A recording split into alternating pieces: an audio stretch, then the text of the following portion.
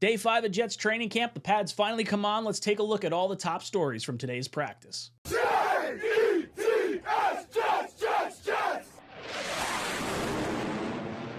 All right, gang, let's get into it. Day 5 of training camp. The pads finally come on. We get to see a little bit more contact in practice as opposed to the shorts and shirts that we've seen over the last week or so. And maybe a little bit better litmus test as to where this team stands. But before we do, I do want to remind you guys, we do have a few tickets left for our Jets Broncos group by week 4. If you want to get in on it, get it before they're gone. TalkingJets.com. Myself, O'Leary and Green Bean, hanging out with Tailgate Joe. On-field access following the game. I think it's going to be a lot of fun. We'd love to have you out there. But without further ado, let's hop into our topics of today, coming from KRL over on the Jet Nation forums. General notes, first day of players in full pads. Like I said, everything's been in shorts and shirts prior to now. Practice ran 2 hours and 10 minutes, so that standard 2-hour window that we've kind of been looking at the last few weeks, or 2 weeks, week and a half, whatever it is. With physicality increasing, the defense was dominant and won the day in all phases. Basically, this note's not great for the offense today, but that's all right. We'll go through it as we go. Special teams notes. 𝐀𝐟𝐟𝐢𝐥𝐢𝐚 practice running the field with no timeouts and was 4 of 5 on field goals. We like seeing that little bit of rush to get on the field. Oh no, 2-minute kind of drill, and you've depleted all your timeouts. At least you have the play clock to kind of work with and get that field goal off. He hit from 30, 33, 35, 40, and hit the upright on 55 yards. Now, by and large, it is our job as an organization, specifically Robert Saleh's job and Aaron Rodgers' job, is to save that timeout for the end. So this is more of like a worst case scenario, you screwed up kind of situation. And if 55-yarder is the one that like narrowly misses, of course you don't want to see it happen, but I really like 𝐀𝐟𝐟𝐢𝐥𝐢𝐚. I'm not concerned in the slightest. Defense really had a nice day today. The interior defensive linemen, Quinnen Williams, Javon Kinlaw, Solomon Thomas, and Leke Fotu shut down the running game while collapsing the pocket when the offense wanted to pass, repeatedly flushing the quarterbacks out of the pocket and into incompletions or sacks. I love seeing this because that was one of our big kind of hurdles of last year, was we just could not stop the run, and the interior part of our defensive line trying to collapse things down was, effective on passing downs. But we didn't have a whole lot of times where we had the lead. We legitimately did not take an offensive snap with the lead until I think it was like halfway through week 4, which is bonkers to me. So nice to see this, starting to come around. The young linebackers stood out today. Jamien Sherwood, Zaire Barnes, and Chaz Surratt were flying around from sideline to sideline. All three shut down outside running game, while Sherwood and Barnes showed nice coverage skills, causing pass breakups or allowing very minimal gains on completions. I love seeing this because we already know our top 2 linebackers are penciled in. You got CJ Mosley, you got top 100 player, top 40 player. I think he hit 36 in the top 100, Quincy Williams did. And I love it. This is Robert Saleh's kind of child, I guess. Is that what you want to call it? He's a linebackers coach. So having, the development come from a Quincy Williams, coming from a Zaire Barnes, coming from a Sherwood and a Surratt, these are all good things to see. And Sherwood was having a really nice day the other day when we were at practice as well. So this is, stacking on top of good days. Good day. Takk McKinley flashed again today, showing good awareness and staying home to cause an incompletion by Tyrod Taylor on a screen pass, and later on coming off the edge and recording another sack on Taylor. I think I think Takk is going to wind up making this team. I have to go and look at what our breakdown of defensive linemen actually is, but he has been showing up on every single one of these reports by KRL, and it's worth noting, keeping an eye on him, especially when we get into the preseason games in just a little bit here. The secondary recorded 2 interceptions, one by Chuck Clark on Aaron Rodgers, on an Aaron Rodgers pass when it was when Alan Lazard popped the ball into the air in the middle of the field. The other was Al Blades, cornerback, picking off Andrew Peasley. So obviously Aaron Rodgers' first interception of camp, not his fault. Bouncing off the hands of Alan Lazard, and it bounced right into Chuck Clark's hands. So I wish they would come up with a stat that doesn't necessarily put the interception on the quarterback, or maybe you give it like a half a sack kind of terminology, and maybe the receiver gets it. If you hit someone in the hands, that should be on the receiver. You got to catch the ball. You're in the NFL. Jarek Bernard Converse, transitioning cornerback, had a nice pass breakup on Taylor, pass to Jason Brownlee. So JBC, we didn't see anything of him all last year, and we're starting to see a little bit of him. I think he's popped up on 2 of these reports now. So hopefully we get something out of this. Obviously nothing more than depth probably for this season, but we're going to lose Brandon Echols at the end of this year.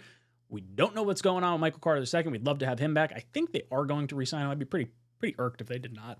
And then obviously Reed is in a contract year as well. So the Jets are going to need cornerbacks early on in the draft and free agency next year if we don't find ones inside the building through this whole season. And then on the offensive side of the ball, you have a couple of things need to be cleaned up operationally. Joe Tippmann snaps out of the shotgun are consistently high. This is something that we did see from Joe Tippmann last year, and I'm blanking on whether that was actually in the regular season or if it was in preseason and training camp, because this was something we definitely took note of, and it's a reason why Connor McGovern was the center for last year.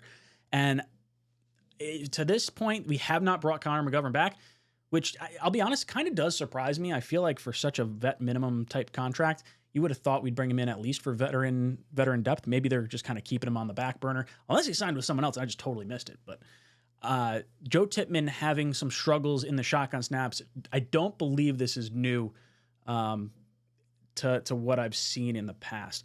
Also, Rodgers was stepped on, pulling away from center on a handoff, causing him to go to the ground. Man, that just terrifies me. I know Aaron Rodgers can't be playing in bubble wrap or anything like that, but anytime it revolves around something with his leg, if he comes up limping a little bit or he gets hit in a weird angle, it just scares the ever-loving crap out of me. And I don't know, it says he was stepped on, pulling away from center. So it was either, I guess it's probably not Tippmann that stepped on. It was probably one of the guards, if I had to guess. Obviously, I don't have any video footage of this, so I don't know who stepped on him. Braylon Allen probably had the two sexiest plays of the day, gaining 25-plus yards on a left outside handoff behind Olu Fashanu and finally trucking Tony Adams on a 20-plus yard run up the middle. Braylon Allen is like my rookie crush for this year. I really like this kid. I'm so pumped for what this guy's going to bring to the table because I think he's going to be the thunder to Breece Hall's lightning. And same with Isaiah Davis. Like, I don't want to knock the two guys. Like, both of them are going to be a thunder coming downhill, and they're faster than you would think. Like, I knew Allen was quick, but watching Davis at practice, he's really fast too, and I think both these guys are going to get a lot of reps. I do not think Izzy is going to wind up making this team. On everything that I've seen so far, from the way they utilize him in practice and how these guys are performing, he's just not going to be able to earn the spot, and I think maybe practice squad is the best case scenario for Izzy at this point in time. As far as standout players, interior defensive line, love seeing this. We are replacing a Justin Jefferson. Is that right? I feel like that name's wrong. Jefferson and Al Woods. Why am I blanking on the name? Do I have that right? I might have that right. Interior defensive line, either way, really like that. Leaky Fotu wound up being a really nice signing, and I like what we're going to get out of Javon Kinlaw. I think he's going to be a stud this year in a contract year. I really like it. Young linebackers, love seeing that. Surratt, Barnes, and Sherwood all standing out on top of our already good linebacker, so this makes me feel good. This was an area that I thought we might have a little bit of weakness in, given that CJ's getting another year older, and we only have Quincy, seemingly, as the only other linebacker. And then Tag McKinley. Dude has been a monster all training camp long. He has been constantly called out in these progress reports and scouting reports, and it makes me feel really good, because just pulling guys, I don't want to say pulling guys off the scrap heap, but Joe Douglas is pretty good at pulling guys off the scrap heap. We did it with Quincy Williams and JFM, and the list goes on and on. You could find all these little hidden gems that he gets.